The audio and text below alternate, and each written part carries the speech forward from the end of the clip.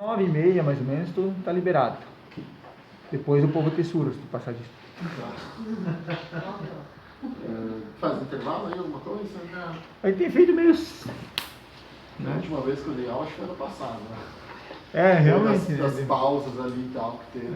Deu os giros, né? Mas depois tinha 4 professores, daí deu um giro maior, né? Na verdade também. Bom, pessoal, então vamos lá, né? Vamos falar sobre o Novo Testamento.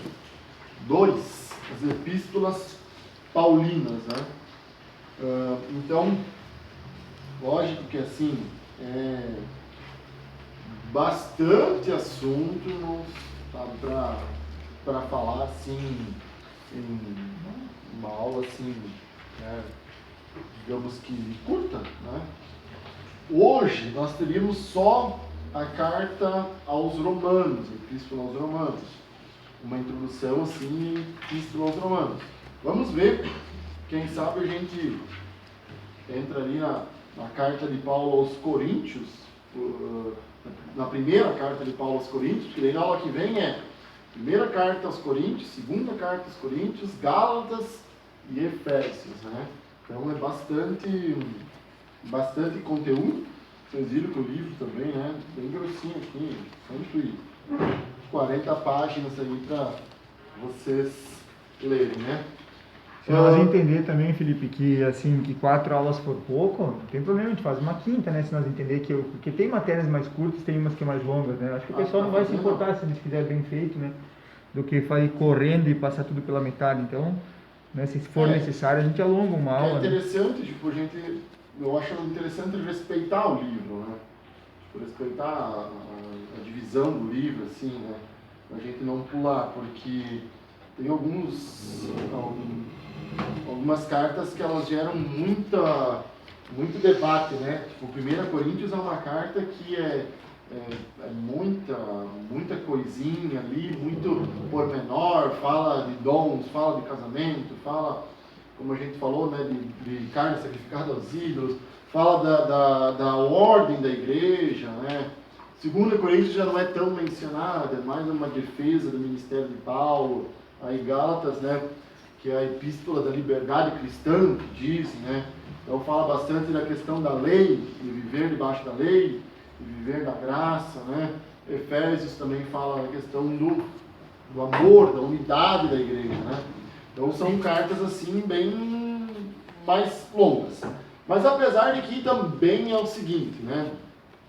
A teologia, você estuda, por exemplo, a primeira carta aos Coríntios, você vê um panorama nela, né? Uma visão geral, um pano de fundo, né? Da carta. E alguns assuntos que estão na carta, você vai estudar em outros livros, né? Por exemplo, quando você for estudar, se eu não me engano, são 2 livros do Espírito Santo, né? Nesse curso. E um deles você estuda lá sobre os dons espirituais, que está dentro, né, da carta de Paulo aos Coríntios. Vocês estudaram o último livro da salvação, né? Era isso, né? Soteriologia? Então vocês devem ter ouvido falar nos conceitos, por exemplo, de justificação, santificação, né? Viram isso daí, né? Foi na última soteriologia, né? Na soteriologia. Então, isso você vê aonde? Você vê principalmente aonde que está escrito isso? Justificação? Romanos, né? Então, vários assuntos que você vê ao longo do curso de teologia, você acaba voltando para as cartas de Paulo, né? Ela é um pouco diferente, por exemplo, dos evangelhos. Os evangelhos são mais centrados ali em Cristo. As cartas de Paulo ali, elas são mais doutrinárias, são mais corretivas para a igreja, né? E tudo mais. Então, pessoal, as cartas paulinas, né, elas aí têm umas divisões, né, que seriam aí as cartas doutrinárias, as cartas da prisão e as cartas pastorais, né. As cartas doutrinárias eram cartas que Paulo escrevia, epístolas que ele escrevia para corrigir problemas da igreja, ou mesmo nem para corrigir, mas às vezes para ensinar algo para a igreja, né? Então você vai ver Paulo falando sobre os mais variados assuntos, né? Então nós tínhamos a igreja de Colossos, que estava sendo ameaçado pelo gnosticismo, um culto de adoração a anjos e tudo mais, várias outras coisas.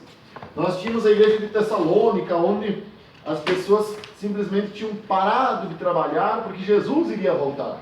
Então se Jesus vai voltar, eu não preciso mais me preocupar com essas coisas, né? Nós tínhamos a igreja de Corinto, que ela tinha problemas ali, que Paulo disse, olha, tem coisas acontecendo dentro da igreja pior do que a gente ouve falar lá no mundo, né? Do rapaz lá, o homem lá, o moço que tinha tomado a mulher do seu pai, né?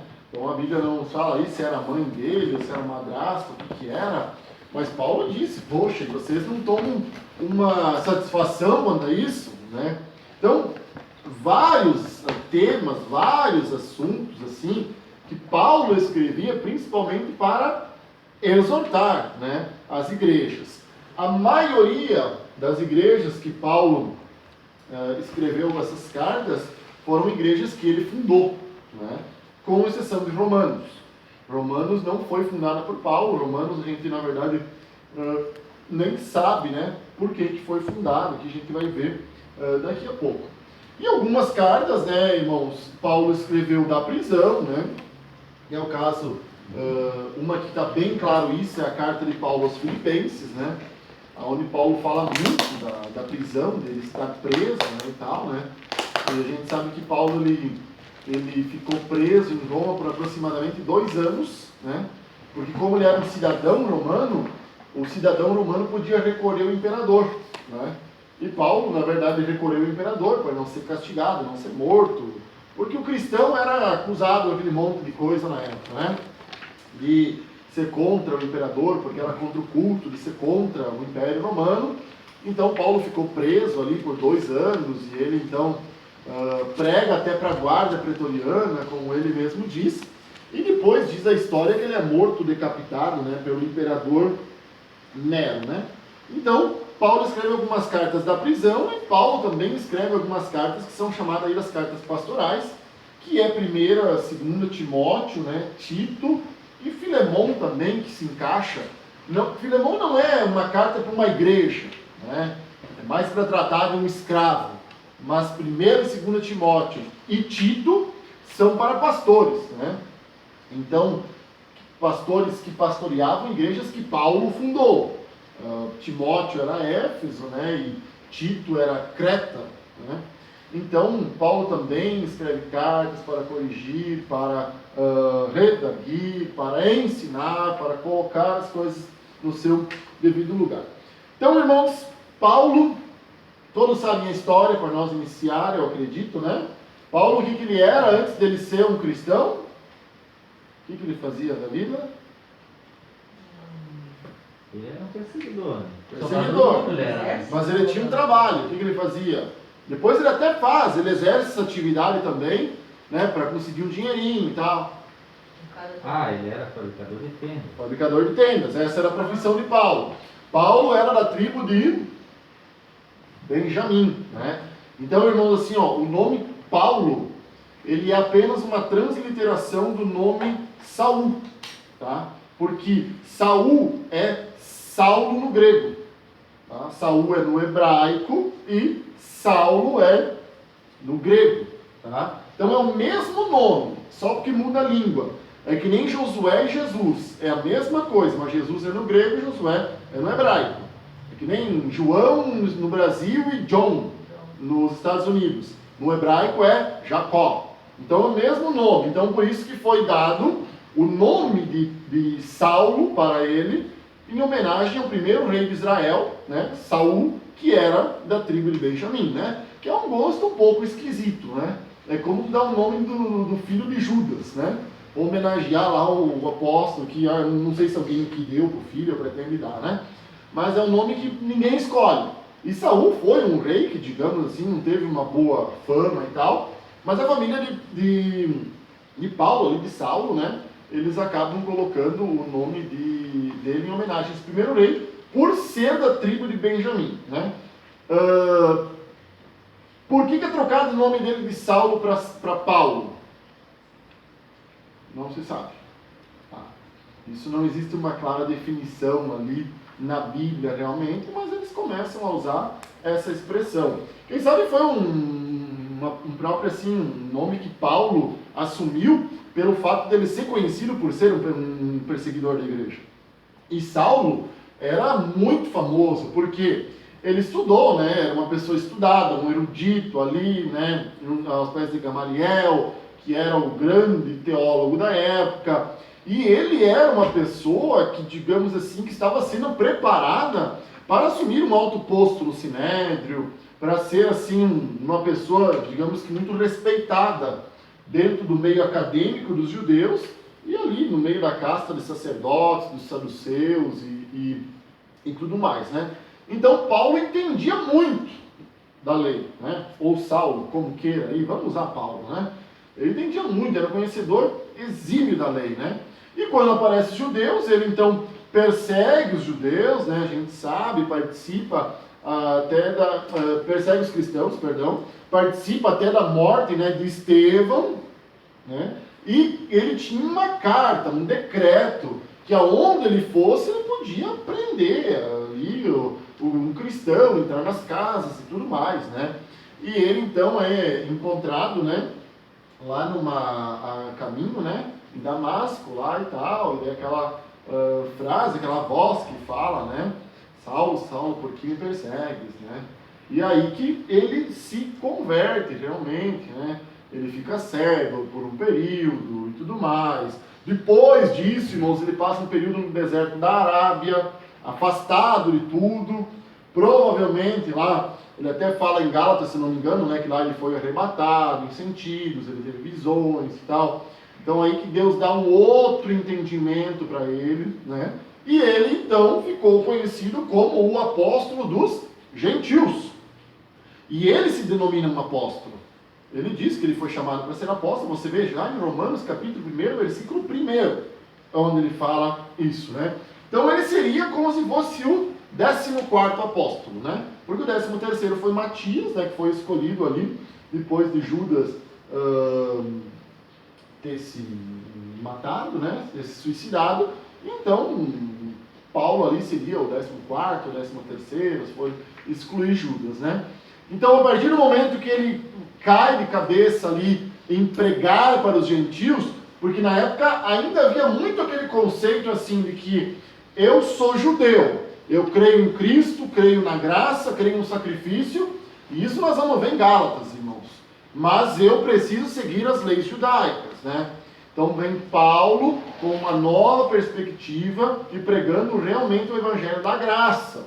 E ele fala para Timóteo, por exemplo, também, se você se circuncidou, Timóteo, ok, tudo bem, mas não tem assim, nada demais a pessoa não ser circuncidada, né? Então isso abre o caminho para Paulo pregar para os gentios. E ele pregou em praticamente todo mundo conhecido da época, tá? Na carta aos Romanos, Paulo, ele escreve a carta e ele está com um desejo de ir para a Espanha pregar. A Espanha, meus irmãos, era onde ficava Tarsis, que você vê lá no livro de Jonas, né? Que Jonas pegou um navio para ir a Tarsis. Segundo os estudiosos, era uma viagem que demoraria de Israel até Tarsis aproximadamente 1 ano, tá? Com a tecnologia da época, que seria de navio e tal, aproximadamente 1 ano. Era uma viagem muito custosa, muito cara. Paulo chegou em Tarsis, na Espanha? Provavelmente não, tá? Provavelmente ele morreu ali em Roma mesmo, decapitado pelo imperador Nero. A Bíblia não nos fala se ele chegou à Espanha para pregar ou não. Mas ele pregou em praticamente todo o Império Romano. Você vê ele chegando em Atos, nos Apóstolos, ele chega em Atenas, na Grécia, para pregar, e ele prega sobre o Deus desconhecido, né? Que os atenienses tinham uma placa lá para cada Deus. O Deus fulano, beltrano, ciclano e tal, para não esquecer nenhum Deus. Daí, para eles não esquecer nenhum Deus, eles tinham lá um altar de adoração ao Deus desconhecido, Daí Paulo disse, eu quero pregar sobre esse Deus aqui, esse Deus desconhecido para vocês. Tá? Então, Paulo, assim, ele passou todo mundo conhecido da época e ele não se deteve em pregar em Israel. Em Israel já tinha pregadores, né? Então, Paulo se deteve em pregar, por exemplo, em Éfeso, em Colossos. Paulo pregou em Laodiceia, porque em Colossos ele fala de uma carta à igreja de Laodiceia. Então, são igrejas ali da região da Ásia Menor, que é onde hoje fica a Turquia. Então, pregou na Grécia, pregou em Malta, pregou em Chipre, pregou... Enfim, ele pregou em Roma, ele pregou em todo o mundo conhecido na época. Filipos, que era na Macedônia, né? Que seria ali hoje onde é a região da Sérvia, aqueles cantos ali. Então ele foi assim realmente um homem que foi, quem sabe, só atrás de Jesus Cristo, na questão de ganhar almas, na questão de pregar o Evangelho. Então é bom a gente entender quem era Paulo. Tá? Paulo não era um Zé Ninguém, irmãos. Paulo era alguém muito influente no meio judeu, mas encontra Jesus no caminho de Damasco, né? E aquela famosa frase que eu digo, né? Que eu gosto, né? Não fui eu que disse, que duro é recalcitar contra os aguilhões, né? Eu digo que se fosse nos dias de hoje, Jesus tinha dito assim, não adianta você ficar dando soco em ponta de faca, né? Porque assim, não adianta você querer lutar contra algo inevitável, contra algo que você não consegue, contra algo que você não vai vencer. Então se junte a nós, Paulo, né? E ali Deus faz de Paulo ali o pregador para os gentios. Algumas vezes você vai ver Paulo passando por necessidades materiais. Então ele volta a fabricar tendas, tá? Mas o normal era Paulo sobreviver de ofertas e contribuições na igreja. Tanto que quando Paulo escreve para a igreja dos romanos, ele diz, eu vou até aí porque eu quero ir para a Espanha. E eu preciso da ajuda de vocês para ir para a Espanha. Então Paulo já estava com esse intuito.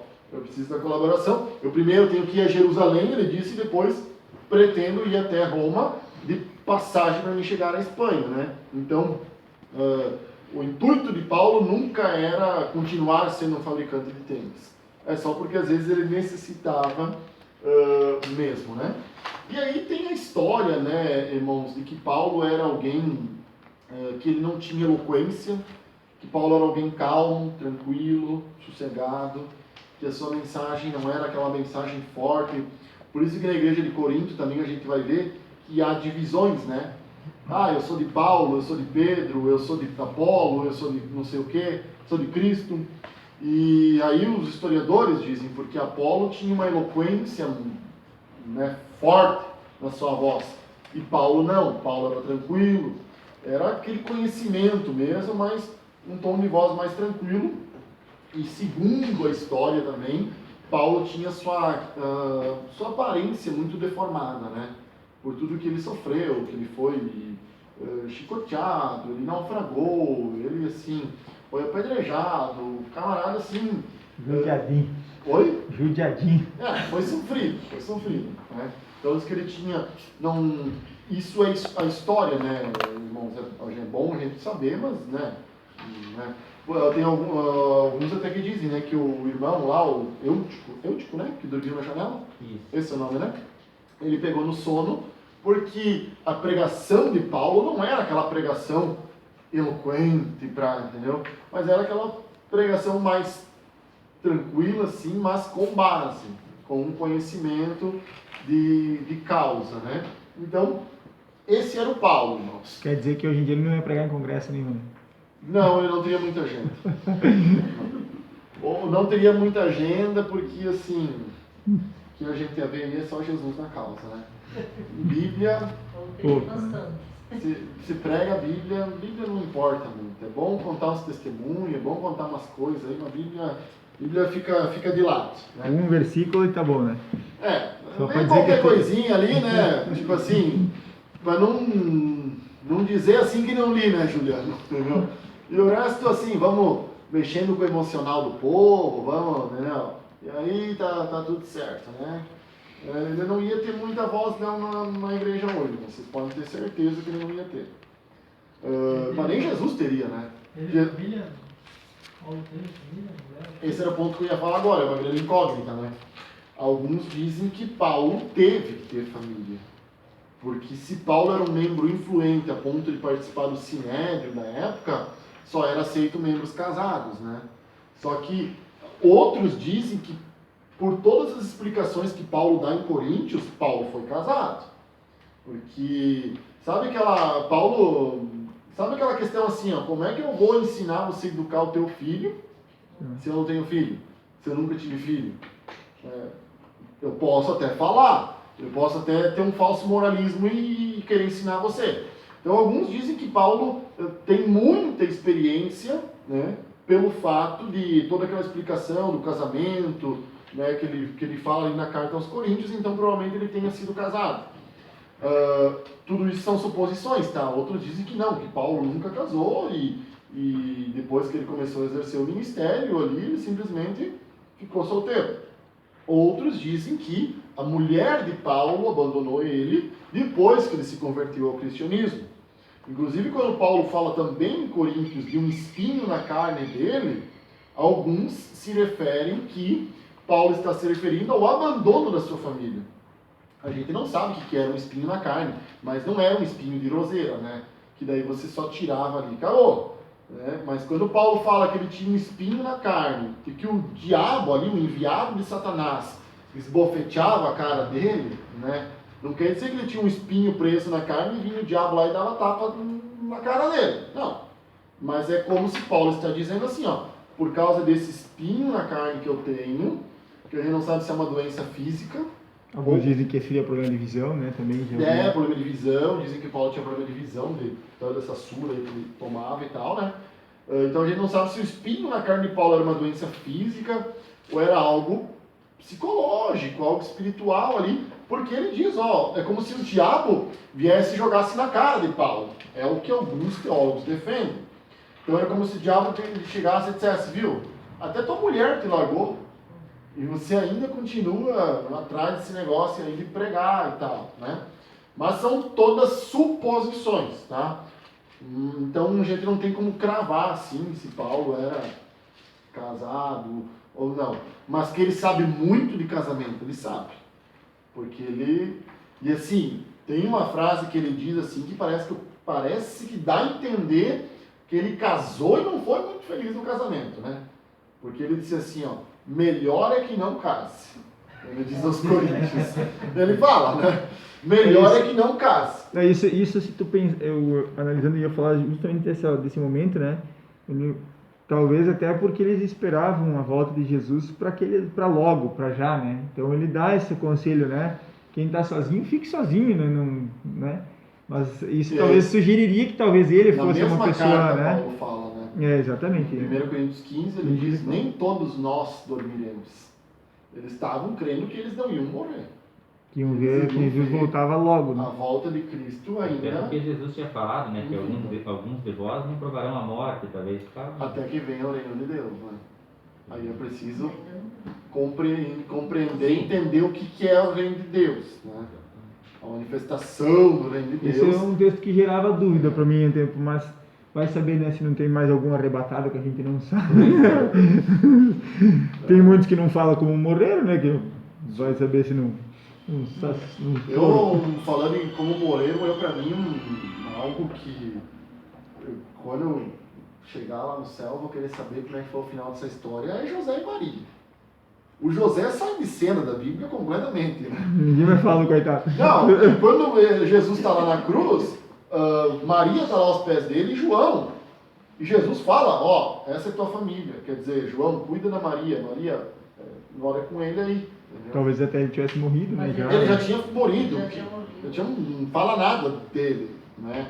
Então, até assim, porque se nós pensar que Jesus começa o ministério dele com 30 anos, José, na época, a expectativa de vida não era como de hoje, né? Uma pessoa de 40 anos era uma pessoa já quase madura, né? Se ele tivesse uns 20 e poucos anos na época, ele teria uns 60, vamos botar assim, 30 anos por aí. Então já seria uma pessoa de relativa idade, né? Também vai saber. E a Maria também, né? Maria também. Fala um pouco mais dela, nos evangelhos e tal, né? Mas depois... Mas a tendência nas épocas, sei lá, se nós remontar menos tempo, é que normalmente o homem casava mais tarde e a mulher casava muito nova, né? Isso era até nossos 15 avós anos ali, uma né? moça casada. Casava, né? Mas normalmente o rapaz já era mais velho, né? Sei lá, 20 e poucos, Foi né? olhar por Isaac, né? Isaac casou com 40. Esses sabiam esperar, né? Esse era Daí jovem. vem- Ele viu mais? E daí vem os caras aí e dizem, né? Tô esperando minha Rebeca, tô esperando meu Isaac. Então espera, cara. Espera até os 40, né? Então espera mesmo. Outro detalhe só que eu queria saber sobre mudar do nome Saulo para Paulo. Como é que ficava isso aí perante a sociedade, por exemplo? Isso eu não sei te dizer, Não. irmão. Porque assim, Isso é uma pergunta que me questiona muito, porque muitos nomes eram mudados na época. era o costume, porque assim, o nome ele carregava muita personalidade da pessoa, né? Sim. Então, assim, por exemplo, quando Deus mudou desde lá no Antigo Testamento, né? Abraão para Abraão, né? Em vez de ser pai elevado, você vai ser pai de multidões. Né? Sarai, Sara, Jacó, Israel. Então, o nome sempre carregou muito isso, né? Mas tem alguns nomes, por exemplo, que eles são a mesma coisa. É só questão da linguagem. Como na época se falava hebraico, mais era o aramaico no meio judeu. Mas né, já tinha mudado do hebraico para o aramaico, mas ainda tinha vestígios do hebraico, que era a linguagem do Antigo Testamento, antes do povo ir para o cativeiro. Mas tinha o grego, aí tinha o latim, que era romano. Tanto que quando Jesus foi morto, estava lá no Evangelho de Lucas, se não me engano, estava escrito nas 3 línguas da época. No grego, no latim e no aramaico. O pecado dele, o crime dele, digamos assim, né? Então havia muito isso. É que nem a questão Cristo e Messias. É a mesma coisa. Entendeu? É o mesmo significado. É só por causa da questão... É isso que eu queria saber, por exemplo, de Saulo para Paulo, se perante a sociedade o pessoal começou a chamar ele de Paulo e realmente como é que ficava isso? Eu acredito que sim, que Ou é eu vou só te na dizer. tradução, Eu por acho que exemplo? foi uma mudança de nome, porque aquele nome lá, Saulo, né, carregava toda aquela condenação Porque dele. isso era tudo registrado em aquilo lá. cartório. Não sei. Eu acho que não, irmão. Eu penso que não. Eu penso que é como. Penso, né? Isso é só. Porque se eles Que era eram um nome criados, que o né? nome que ele passa a ter no meio cristão, como se fosse. Não, mas o nome pseudo de apelido. Saulo provavelmente era registrado Sim, em o nome cartório. de Saulo era o nome de nascimento. Talvez o nome de registro ele continuasse Ah, sendo nem Saulo. sei Né? como é que eram os registros, né? Vai saber, né? Era Não, uma porque coisa. se você pegar no Velho Testamento, tem muitos registros, pegavam os livros lá para ver. Não, qual que isso, era. isso sim, registros assim, sim, mas coisas diante da lei, assim, sei sim. Na lei romana, vamos supor. Por exemplo, Roma, judeu e cristão, para eles era tudo a mesma coisa. Eles não faziam essa distinção, entendeu? Tanto que uma época o imperador Cláudio ele quis expulsar os cristãos de Roma, ele fez o quê? Expulsou todos os judeus. Sumam daqui. Não fica mais judeu aqui em Roma. Entendeu? Então, assim, havia muito era muita cultura, e o judaísmo era uma religião legalizada. Tu podia ser um judeu. Agora, cristão não era, tu não podia ser um cristão. Pensa comigo que até talvez essa distinção, né? Todo mundo falava de. Isso é só conjectura minha, né? Pelo amor de Deus. Mas pensando nessa hipótese, né? Paulo ele tinha que viajar, ele tinha que ir de cidade para outra, ele tinha que ir pregando o evangelho, ele tinha perseguição. Então, de certa maneira, se todo mundo dizia, o Paulo tá vindo, e ele chegasse num lugar e apresentasse um documento como Saulo, seria até uma maneira de, vamos dizer assim, passar meio que despercebido, vamos, né, de certa maneira assim, né, estamos procurando um tal de Paulo, né, esse cara aqui é o Saulo, né, se for olhar, mas isso é só Eu acho que né? muito cristão não daria crédito à pregação de Paulo. Se fosse ele se apresentasse como Saulo. Talvez muitos nem soubessem que ele era o Saulo que perseguia. Naquela época não tinha WhatsApp, Facebook, Instagram para saber a foto do camarada, né? Tipo, percorria a questão da fama e tal, né? Então, eu me lembro quando eu ouvi uma vez, né, do meu pai e tal, né, que quando era criança e tal, que eles ouviam na rádio os jogos de futebol da Copa do Mundo e tal, né? E quando eles foram ver o primeiro jogo numa televisão, não era desse jeito aí que eu imaginava tal jogador, né? Porque você não conhece, né? Pô, mas ele é tão baixinho, a gente imaginava um cara imponente, uma pessoa assim. Então eu penso que, e também é pensamento meu, não tem nada a ver com a Bíblia, que essa mudança no nome dele, e ele começa a se apresentar como Paulo nas epístolas, porque eu acho que assim é até uma forma de aceitação das pessoas, porque nós temos dificuldade. Não adianta a gente dizer que a gente perdoa, que a gente aceita tudo, que a gente não sei o quê, depois que se converte, porque não é bem assim não. Não é bem assim, a gente tem ainda... mas o cara adulterou e vem aqui falar sobre casamento agora. Mas Jesus perdoou ele, a esposa perdoou, enfim, família, enfim. E agora o cara vem aqui ensinar sobre isso.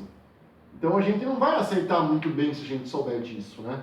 Então eu acredito, o pensamento meu tenha mais a ver sobre isso. Para ele ter uma aceitação maior, né, no meio da congregação, no meio do povo. Porque até ontem você perseguia nós e agora tu quer vir aqui dar uma de bom e pregar para nós? Né? Então, quando você chegava Paulo para pregar e tal, eu penso que a receptividade do povo era maior. Né? Então, eu acredito que tem mais a ver com isso, mas não questão de registro assim e tal. Jamais no meio cristão, também eu penso que seja, né, mais no meio do... Até por ele mesmo, né? Como houve uma mudança muito grande, ele deve ter pensado em usar o Paulo mesmo. Porque o Saulo, para ele morreu no caso. O novo nascimento em Cristo, né? Tinha uma simbologia, né? Até porque, se nós levarmos a palavra ao pé da letra, foi o próprio Deus, exatamente, o próprio Deus que disse o teu nome, né? Então, foi ele. E ele, como conhecia muito do Antigo Testamento, né? Todas essas mudanças de nome que houve no Antigo Testamento ali, né? De Abraão, né? Jacó, e que, né, realmente Deus mudava para mudar a personalidade da pessoa, né? Pensa até na questão de registros históricos, se fosse pensar, né, como isso pode... E Saulo também é um nome extremamente comum da época, né? Então, digamos, até de repente alguns materiais ou até mais literaturas que possam haver, não diretamente escritas por eles, mas que relatavam sobre ele, mas tratando ele como Saulo, vai saber, né? E será que é o Saulo que virou Paulo, não é, né? Umas coisas meio... muito se perdia, né? Era muito mais difícil de você ter a veracidade das coisas, né? Bom, muitas suposições, né? Algumas coisas a gente sabe, algumas coisas a gente não sabe, né?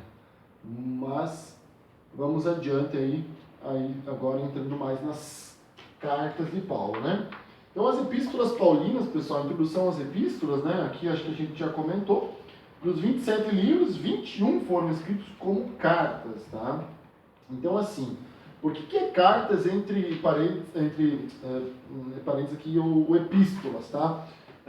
Epístolas, ela tinha todo uma diretriz, tá? Então, você vê que Paulo sempre começa com uma saudação, ele depois normalmente faz um agradecimento, às vezes esse agradecimento ele é... trocado por um agradecimento a Deus e não à igreja em si. Aí ele trata do assunto e termina com uma saudação. E às vezes não era Paulo que escrevia as suas cartas, né? Ele tinha um escritor, mas o final ele escrevia no seu próprio punho. Ali ele mesmo dizia, eu escrevo no próprio punho, não sei o quê. Então havia uma diferença entre uma epístola e entre uma carta. Tá? A carta é a carta, você escreve como você quiser. Mas a epístola ela tinha ali uma maneira bem certa de você escrever ela, né? De você se expressar na epístola ali, né? Então, 27, né? Livros, 21 epístolas, né? Então nós temos aí 6 que não são, né? Que vocês devem imaginar quais são, né? Lembram? 6 livros do Novo Testamento que não são epístolas, os 4 evangelhos, Atos e Apocalipse. Né? Seriam assim os que não são epístolas. Né? Tem Hebreus, que também vem a ser uma carta, digamos assim, uma epístola, apesar do seu autor ser desconhecido. Em muitas Bíblias até mais antigas, ela era colocada como o autor Paulo, mas se você for ver no português, até não é tão fácil de perceber isso, mas os eruditos dizem que o grego de Hebreus não tem nada a ver com o grego das cartas de Paulo. Que o grego de Hebreus até lembra mais o grego do Evangelho de Lucas. Eu já ouvi falar isso também, que alguns dizem que poderia ter sido Lucas, né? Lucas, outros dizem que poderia ter sido Barnabé, Apolo, né? Provavelmente, como é que se diz assim, provavelmente? Aí são todas suposições, mas os que defendem Lucas, o autor dos Hebreus, é porque o autor dos Hebreus é alguém que conhece muito da lei, mas conhece muito da graça. Então, assim, seria alguém que conhece muitos significados do simbolismo no Antigo Testamento e tal, né? Paulo se encaixaria nesse Paulo se também encaixaria. se encaixaria, talvez até por isso uma Só defesa. que a linguagem é tão diferente, e assim, irmãos, mesmo no português, você consegue ver diferenças de linguagem, é isso que é interessante. Porque não vinha lá, não baixava o santo, que nem o Chico Xavier lá, tinha, e ele ia criptografando e tal, as coisas. Não, era a linguagem dele, era o jeito dele, era dentro do conhecimento dele que Deus usava ele. Tanto que você vê a complexidade das cartas de Paulo, é muito mais complexo de você entender do que as cartas de Pedro, que era uma pessoa que, digamos assim, menos culta, né? Era um pescador na época, Paulo era um estudioso, um erudito. Então o próprio Pedro escreve sobre Paulo e diz que ele deixou coisas difíceis de entender. Então se era difícil para Pedro, imagina para nós, irmãos. Então assim, Deus usava a pessoa de acordo com a capacidade dela, de acordo com a sabedoria dela, né? Então, praticamente foi descartado isso do meio teológico hoje, de que Paulo seria o autor aos Hebreus, né? Porque não bate a linguagem com a linguagem das cartas de Paulo, né? E Apocalipse, então, né, foi escrito por João. João teve outras cartas ali, né, as epístolas lá de João e tal, né? Então, aqui, vamos seguindo adiante, a definição ali de epístola, né? Contexto das cartas do Novo Testamento, né? A comunicação por carta não era totalmente desconhecida no Oriente, mas foi no período greco-romano que ela afirmou-se como um método popular. Ali aponta o período conhecido como a época da Pax Romana, para que as escritas de cartas se consolidassem como uma imprescindível forma de comunicação, né? O período da Pax Romana aqui do ladinho diz aqui, né? Foi, na verdade, um período aí que abrangeu todo o período do Novo Testamento, viveu debaixo da Pax Romana, né?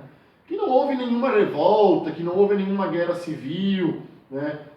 Havia, às vezes, uma turbulência lá, né? Mas nada assim que, digamos assim, que ameaçasse o Império Romano, né?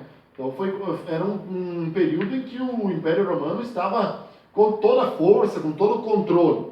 Então era conhecido como o período da Pax Romana, né? Vamos adiante. Os amanuenses, né? Os amanuenses, então, como eu disse, eram os escritores, tá, pessoal? Então, vários casos que nós vamos ver nas cartas de Paulo é que tinha um escritor. Você tem que lembrar que na época, meu amigo, era tudo no braço. Você imagina você escrever Romanos 16 capítulos, ali, ó, com alguém te falando e você escrevendo, entendeu? E era aquelas letrinhas bonitas, aquelas letrinhas... Porque chegava a carta lá na igreja, aí era que nem ler os dizimistas aqui, né? Então, eu vou pular, né? Vou ler só o primeiro nome aqui, porque eu não estou entendendo a letra, né? Então era toda uma letra, né? Desenhada, bonita e tudo mais, né? Então tinha os amanuenses que eram os escritores profissionais na época.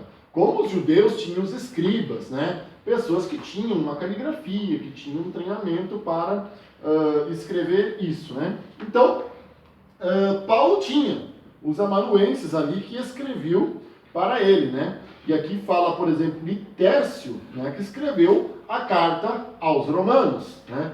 Então, quem escreveu as cartas aos romanos? Foi Tércio, irmãos, não foi Paulo, né? Na verdade, Paulo só ditou o que era para escrever, né? E lógico, daí, como eu falei, daí no final da carta, o escritor dava uma saudação de punho próprio, né? Isso não tem muita importância para nós, né? É só mais uma questão de curiosidade. Classificação das epístolas paulinas, como eu falei, epístolas doutrinárias, né? Que são epístolas que vão em encontro da igreja para resolver problemas, para ensinar verdades, né? A epístola, por exemplo, aqui, ó, de Efésios, é a epístola que mais fala da questão da unidade da igreja. Se você não tivesse Efésios, era difícil você entender a igreja como um organismo, né? A igreja Deus não olha a placa de igreja. Sim, onde é que está escrito isso? Não. Em Efésios fala do corpo de Cristo, a igreja como um organismo vivo, né? Então, as cartas, elas tratam muito, assim, esses assuntos doutrinários. Às vezes, as igrejas estavam feias na foto, como era a igreja de Corinto e a igreja de Gálatas. A igreja de Gálatas é interessante que quando Paulo escreve para eles, Paulo diz, olha, eu acho que eu trabalhei em vão para vocês. Paulo está bravo, ele está nervoso, ele está dizendo, ó, eu acho que o tempo que eu gastei com vocês, pregando aí, e discipulando, e ensinando, eu acho que foi em vão. Porque do jeito que está indo as coisas aí, está perdida essa igreja, né? Para Coríntios também, eu acho que são as duas mais, assim, firmes, duras de Paulo, que Paulo diz, ó, eu falo para vocês, eu falo com vocês como meninos em Cristo, entendeu? Como meninos, como crianças. Nenhum dom vos falta, mas vocês são crianças, vocês são meninos, vocês não são maduros na fé, né? E outras cartas, por exemplo, Efésios é uma carta que Paulo trata a igreja, o começo, aos santos da igreja em Éfeso, né? Então já é um conceito diferente. É uma igreja que não possui, digamos assim, que não possui repreensão de Paulo. Mas Gálatas não possui elogio. Então, sabe, tinha essas diferenças assim nas igrejas, né? Se dá para perceber, não sou nenhum psicólogo assim e tal, mas dá para perceber que Paulo tinha um temperamento forte, irmãos. Paulo não media as palavras, não. Porque quando ele escreve aquelas cartas ali, ele podia dizer ali para o amanuense dele, não, peraí, vamos corrigir agora, passar limpo, né? E ser um pouquinho mais polido. Isso, entendeu? Em vez de trabalhando em vão, vamos dizer, ó, estou preocupado, né, com vocês e tal. E que nem João, né? João desce no cacete nas cartas dele. Ele desce no pau, irmãos. Entendeu?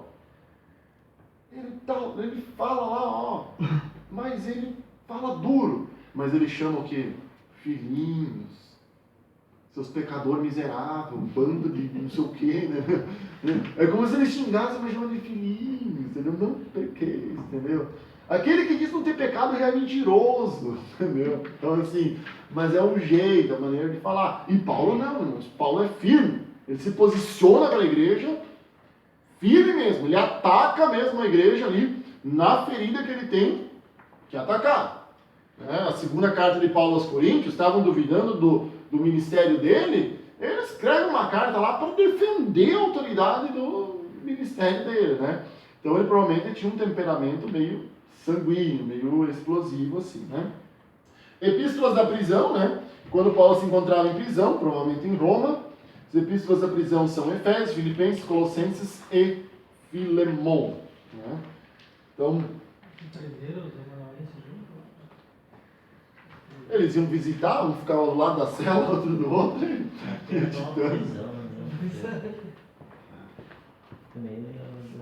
Esses teus alunos aí, Judeu, faz cada pergunta. Se prenderam os escritores junto com Paulo. Às vezes prendiam, né? Às vezes prendiam os companheiros. Não, outro detalhe que tinha também era que Paulo enviava alguns, que ele estava na prisão e enviava outro. Como é que ele fazia isso daí? Na verdade, tem essa questão, né? Paulo tinha visitas, tinha contatos. Teve uma época que fala em Atos, eu não tenho aqui exatamente a passagem, mas Paulo estava, que nem esses presos chiques, hein? Paulo estava em prisão domiciliar. Em Roma, né, que ele fica... Paulo ficou em prisão domiciliar, não tinha podia trabalhar, podia fazer tudo. Só não podia sair de casa, eu lembro disso daí. Ele ficava em prisão domiciliar, tinha guarda, né, pretoriano, que fala ali que era a guarda imperial da época, e ele utilizou daquilo até para pregar para os guardas, né? Então, assim, Paulo continuava trabalhando mesmo na prisão. Quando Paulo escreve para Timóteo, quando Paulo escreve para a carta a Timóteo, dá a entender que Paulo estava preso em casa. Porque Paulo estava assim, no final da sua vida ali, ele fala, né? Tipo, combati o bom combate, né? Aí ele fala de João Marcos, né? Que foi alguém que meio que ele desprezou lá no começo do ministério. E agora ele fala, Marcos, né? Que será muito útil e tal. Pede para trazer os livros e a capa dele, né? Então Paulo continuava tendo contato com as pessoas. Não sei como era na época, as visitas e tal, como eram presos. E nós temos que lembrar o seguinte, Paulo não era qualquer preso, Paulo era um cidadão romano. Paulo não podia ser, bom, tanto que ele recorreu ao imperador, no livro de Atos, e aí que ele foi preso em Roma, ficou lá e tal, porque você não podia sair matando um cidadão romano. O cidadão romano tinha direito de recorrer, de entrar com recurso, enfim, até a sua causa ser julgada pelo imperador. Então, quem sabe por isso, a cidadania romana, ela podia ser conquistada... Oi? Atos 28:11. Vai falar bem aqui, ó. Até o título, né? Paulo chega a Roma e fica prisioneiro em sua própria casa durante 2 anos. Atos 28:11. O governador Félix, né? Quando ele vai para... Sim, ele primeiro fala com o governador, daí ele recorre ao imperador. Acho que não é o caso, porque aqui ele fala de Félix, mas é em outra parte, acho que não é no mesmo. Vou ler Aqui depois. tem uma parte que ele primeiro passa pelo governador, né? Sim, aqui ele já